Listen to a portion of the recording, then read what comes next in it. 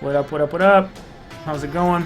It's me, Kenny, with Arconics. We're just going to look at some animation real quick. You guys can get your animation critiqued. A little bit of feedback on the stuff you're working on just by coming by our channel, twitch.tv/Arconics. Let's take a look at what we've got here. This is the first time I'm seeing this, and this is from Marar. Don't know how to... not sure if I'm saying that right. Let me turn this down just a hair. There we go. All right. Oh, half measures. I know what line this is. This is that 11-second line. Let's watch.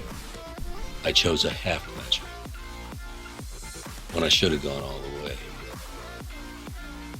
I'll never make that mistake again.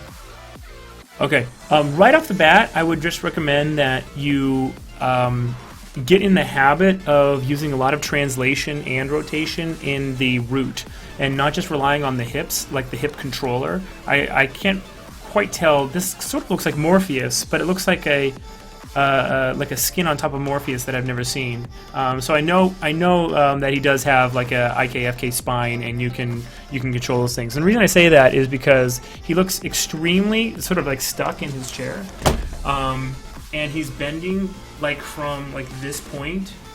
And if you watch me do this, it's very extremely weird, isn't it, to watch me just bend from that point, isn't it? Really, when we're in a chair, we have all this mobility, and it's almost kind of it's almost as much translation as it is rotation. You guys like that little action, a little stir the gravy? What? All right.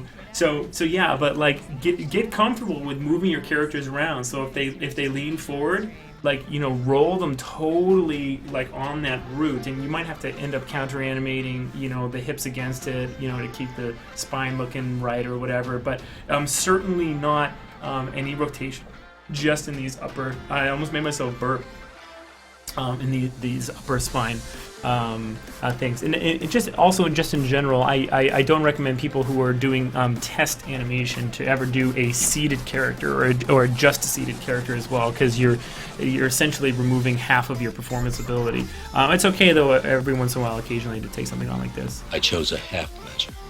I like this thing that he takes the gun and gestures with it, and I like the opposite motion that you have right there. The net effect should be, you know, sort of like greater than the sum of its parts. So you don't ever want them to be perfectly opposite, and I feel like they're a little bit too close. Gotcha. So for instance, like having like the head do the same motion, but like the gun have a little bit of a snap, just so that you have like some net effect to those opposing forces on screen. This is also he's extremely tilted. I mean that's really high. I wonder if you wanted to just tone that shoulder down just a hair. When I should have. The hand is a little bit dead. When I should have gone all the way. And it comes off of the armrest in kind of a little bit robotic way. It looks like it slides down, and then it initiates rotation mode, and then it comes alive again. But just in general, I would say that I can tell the workflow that was taken when you worked on this. I can kind of see what's behind this, and the workflow feels a lot like you got him in the chair, and then you started kind of building poses almost from like maybe above the hips upwards, and that included the hands. I would try to, even if a character is sitting, to do full body posing. I'll never make that mistake again. I'll never make that mistake. This moment, I'm not quite sure what the performance choice here is. He trying to intimidate the person? Is he trying to like look into their soul? Is he trying to just let the point that he made sink in? This is a little bit of a ambiguous facial performance right here. Away. I'll never make. And this is a big moment. This is the crutch of the scene right here. This is what holds everything up. This is I'll never make that mistake again. This is him trying to show that he you know, he's serious about what he's saying. And so I think the lean forward I'll never make that mistake again. is a half measure itself. I think you can go a lot further. Maybe instead of having him, again, he kind of just bends at the waist right here. Have him, like, if he's leaning back, have him scooch all the way forward and get right up in their face. I'll never make that mistake again. Get real serious about it. It's got a lot going for it. Don't get me wrong.